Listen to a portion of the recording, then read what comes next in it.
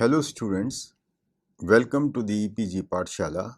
I am Ashok Goyal from the Department of Physics and Astrophysics, University of Delhi. Today in this module we are going to talk about the central field motion from the paper of classical mechanics. After studying this module, you should be able to reduce a two-body problem with central force law to an effective one-body problem. In fact, it's always possible that in a central force field, two-body problem can be reduced to an effective one-body problem. And you will learn about the conservation laws for central fields and will learn to solve equations of motion for the inverse square law of force, which is the most important force we will be considering. The planetary motion, the motion of comets, moons, and the scattering of alpha particles with the nucleus involves setting up and solving the two-body problem. Historically, the problem of the two-body motion under central force has been extremely important and was found to have the exact solution. So, in this unit, we will set up the two-body problem interacting through a central force and we will discuss the nature of the solution in this and in the next unit. It may be mentioned that the problem of interacting three bodies has not been solved exactly. The many-body problem in general can only be solved numerically to any given accuracy, but an analytical solution does not exist. We will first discuss the reduction of a two-body problem to an effective one-body problem. Two-body description of a system has 6 degrees of freedom, which can be chosen to be the components of the radius vectors r1 and r2 for each of the particles. Having chosen this radius vector, we define a center of mass of the system with the radius vector capital R equal to m1 r1 plus m2 r2 divided by m1 plus m2. And we also define a relative vector R, which is the difference of the position vectors of the two masses, namely the relative vector R is equal to r1 minus r2. In terms of the relative radius vector R and the center of mass vector R, we can write down r1 and r2 in terms of capital R and the relative vector small r. Having defined the radius vectors r1 and r2 and the radius of the center of mass and the relative coordinate, we can express the coordinates r1 and r2 in terms of the radius of the center of mass and the relative vector r. In terms of this, r1 can be written as the vector r plus m2 by m1 plus m2 into the relative vector r, and likewise for the r2. From this, we find that the radius vector of the center of mass r is m1 r1 plus m2 r2 divided by m1 plus m2.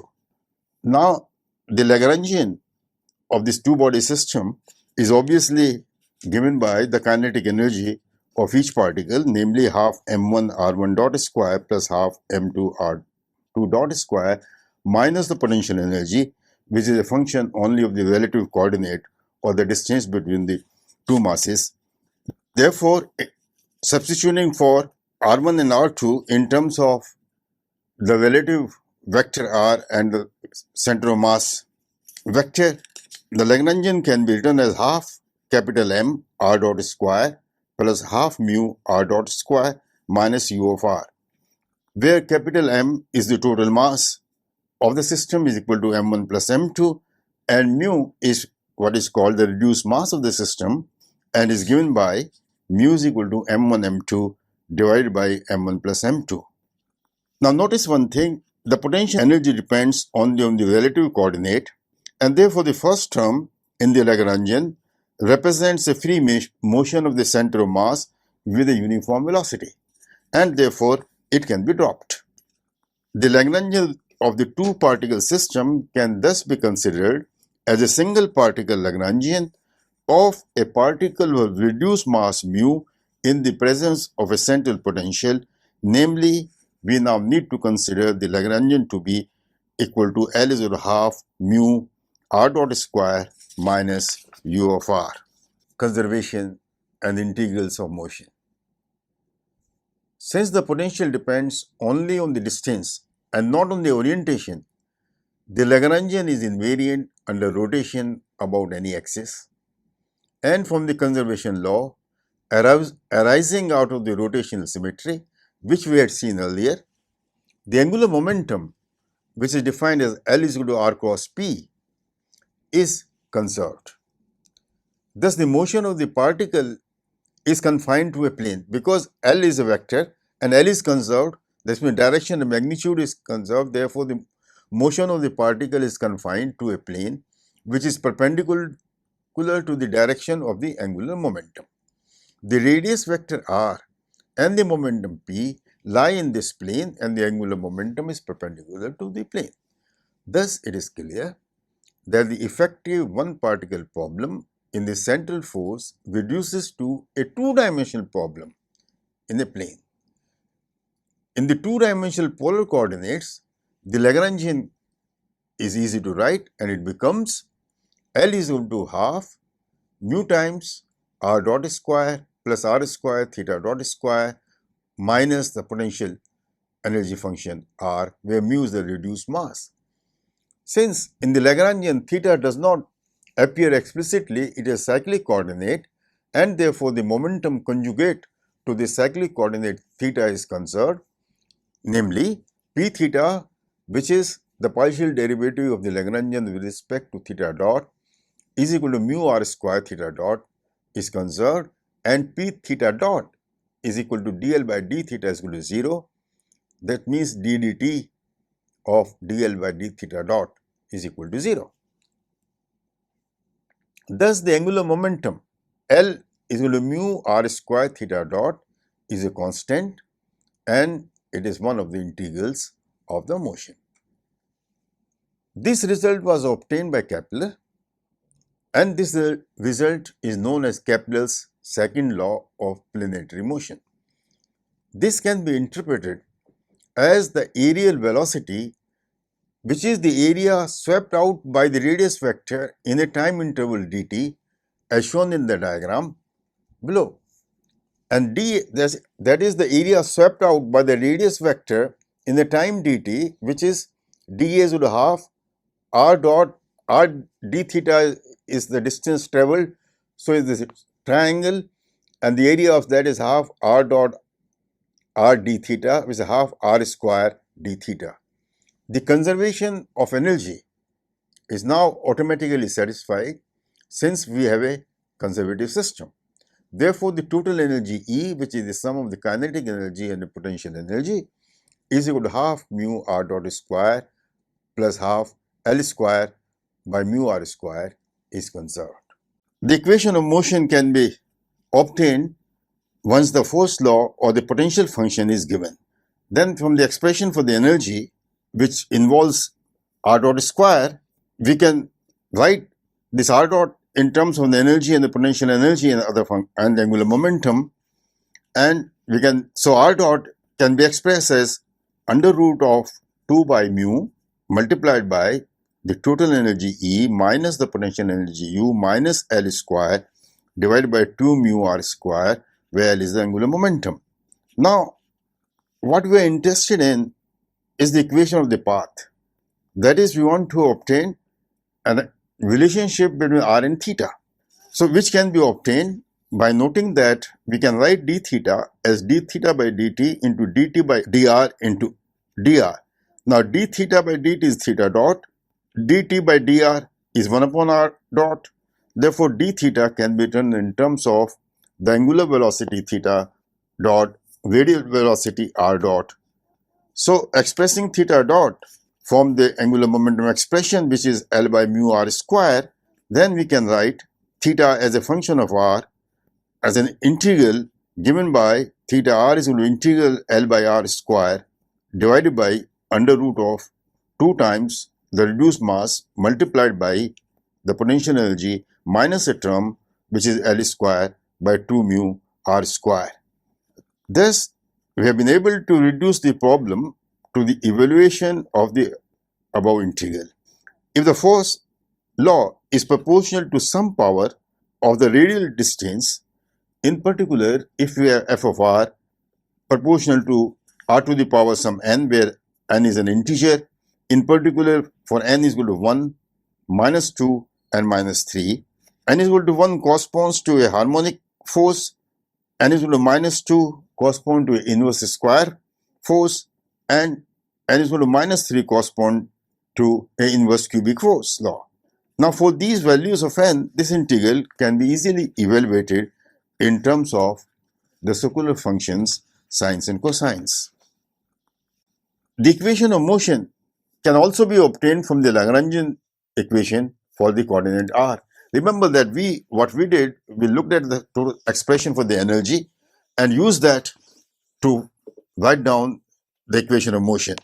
But once we have the Lagrangian, we could also write down the equation of motion using the Lagrangian, and for the coordinate r, the equation of motion is obviously d dt of dl by dr dot minus dl by dr is equal to 0, and using the expression for the Lagrangian, we obtain mu times r double dot minus r theta dot square is equal to minus du by dr is equal to f of r. Now, we have obtained a second order differential equation. To solve this equation, we change the variable from r to 1 upon u, defining u is equal to 1 upon r. Obviously, du by d theta from here is minus 1 upon r square dr by d theta, which can be written as minus 1 upon r square dr by dt into dt by d theta, which in turn is equal to minus 1 upon r square r dot by theta dot. And substituting for theta dot is equal to L by mu r square, we have du by d theta is equal to minus mu by L r dot, and we obtain d2u d theta square is equal to minus mu square by L square r double dot.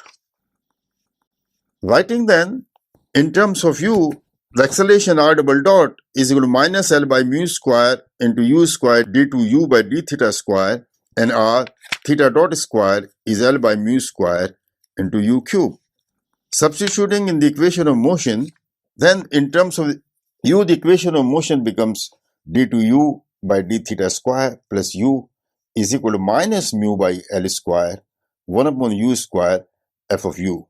And in terms of the coordinate r, obviously this equation is d2 d theta square 1 upon r plus 1 upon r is equal to minus mu r square by L square f of r.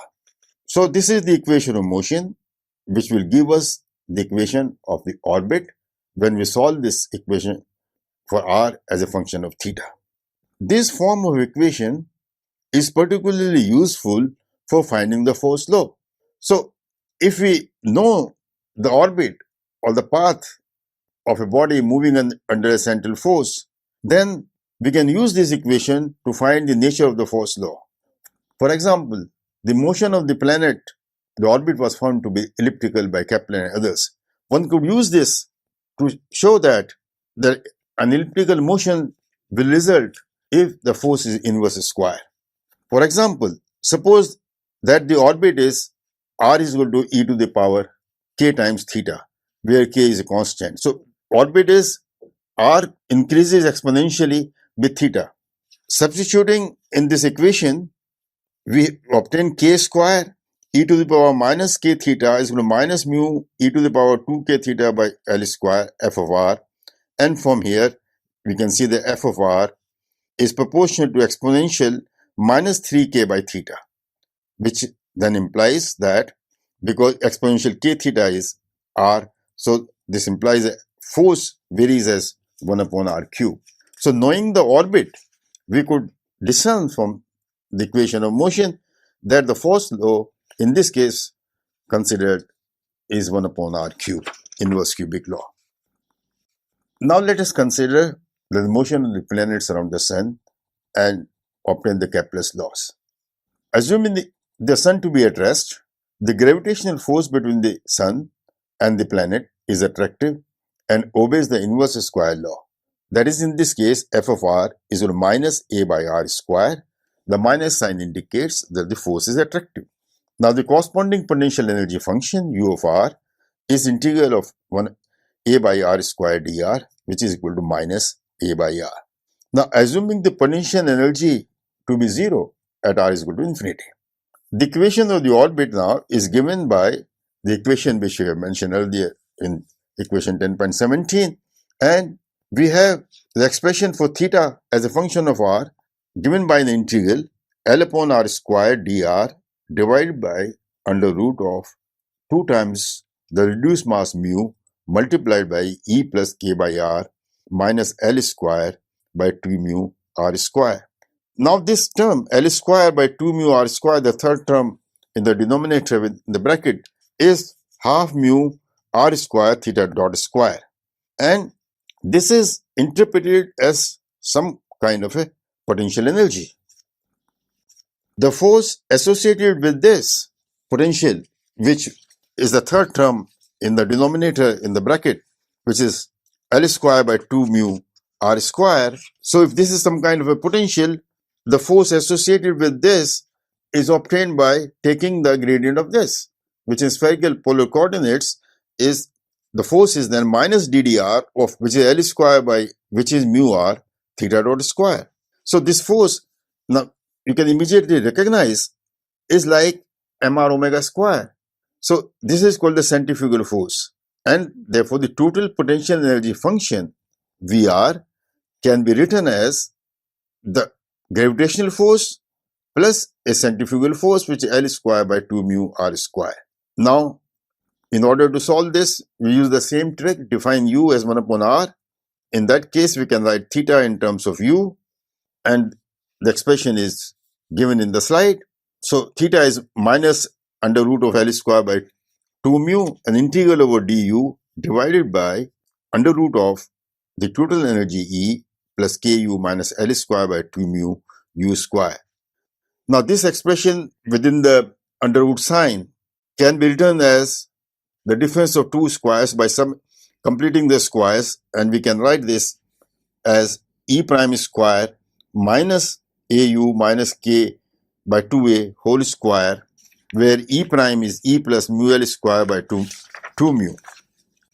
A is equal to L upon under root 2 mu. So with this substitution, then theta is equal to minus a integral of du E prime square minus au minus k by 2a whole square, then the root of the whole thing. Now this integral can be easily evaluated by defining au minus k by 2a as some variable z, then du is z by a, then theta simply becomes equal to minus dz divided by under root of E prime square minus z squares, whose integral gives us that theta is equal to cosine inverse z by E prime, or cosine theta is equal to a by r minus k by 2a, the whole thing multiplied by 1 upon under root of k e plus k square by 4. Now absorbing k in theta, we can write this as a by r is equal to under root e plus k square by 4 cos theta plus k by 2a, which we can express as a by r is equal to 1 plus epsilon cos theta, where epsilon is this quantity, epsilon is the quantity 1 plus under root 1 plus 2e L square by mu k square under root, and a is k by 2a is equal to L square by 2 mu k. So defining these new constants, we have obtained the equation of the orbit as alpha by r is equal to 1 plus epsilon cosine theta. And you can recognize this, that this is the equation of a conic section. So this is the equation of a conic section with one focus at the origin. In this expression, epsilon is called the eccentricity, and the factor 2 alpha is the latest rectum of the orbit. Now depending on the eccentricity, which depends on the total energy E, we can classify the orbits in terms of the conic sections. If the eccentricity is greater than 1, which will correspond to the total energy E being positive, the orbit of the planet around the sun would be hyperbola. For the case when total energy is equal to 0, which means the kinetic energy minus the potential energy, in that case, and if the epsilon, the eccentricity is equal to 1, the orbit is a parabola. For the case of negative total energy, where the motion is bound, and if the total energy is greater than some minimum value of the potential and is negative, then epsilon lies between 0 to 1 and the orbit is an ellipse. For the case when the potential energy is V minimum and epsilon is equal to 0, the orbit is a circle, and if the total energy is less than the minimum potential energy, which means the kinetic energy is negative, in which case epsilon is less than 0 and the motion is not allowed because the kinetic energy is negative, is not a physical quantity. So in this, V minimum is the minimum of the total potential energy function defined in the equation earlier and is given by V minimum is equal to minus mu k square by 2L square. Here we have depicted for various values of epsilon the shape of the orbits. So you have parabola for epsilon is equal to 1, hyperbola for epsilon greater than 1, an ellipse for epsilon lying between 0 and 1, and a circle for epsilon is equal to 0. Thus, for epsilon less than 0, which is the situation when Earth is bound to the Sun, we have Kepler's first law, which states that the planets revolve around the Sun in an elliptical orbit with Sun as one of the foci. Kepler's second law has already been proved earlier, which follows from the conservation of the angular momentum, and it states that the areal velocity, that is the rate of change of the area swept out by the radius vector, is constant. This is nothing but a restatement of the law of conservation of angular momentum. So having obtained Kepler's first and second law, let us look at the third law.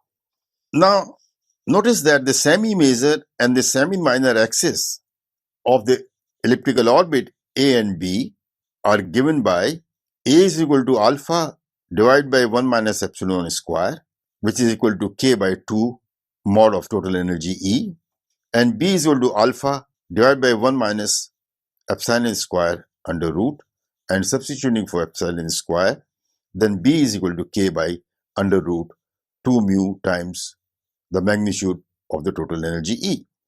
So A and B are the semi-major and semi-minor axis, and therefore the area of the ellipse is given by pi AB. So what is the areal velocity? The areal velocity is given by dA by dt, which is equal to half r square times d theta by dt, which is equal to L by 2 mu. Now, in one complete orbit, the entire area of the ellipse is swept out if the period of rotation is tau. That is, in the time period tau, the entire area of the ellipse is swept out. That means integral dt from 0 to tau, expressed in terms of this area, is 2 mu by L 0 to a dA.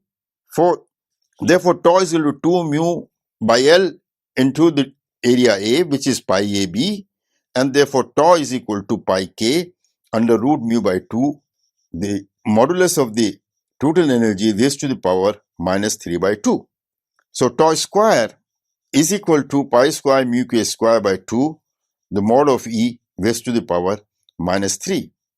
Now, from the expression for A, we can substitute for the mod E. So tau square is proportional to A cube. What does it say? It says that the square of the period, tau is the period. It says that the square of the period is proportional to the cube of the major axis of the elliptical orbit. And this is known as the Kepler's third law. So, to summarize, in this module, you have learned about the two-body problem with central conservative force and seen that it can be reduced to an effective one-body problem in the presence of a central potential, and that too in a plane. The conservation of angular momentum implies that the motion can be considered with only 2 degrees of freedom in a plane. So, in the presence of inverse square force law, the solution to the equation of motion leads to the Kepler's law laws of planetary motion. Thank you.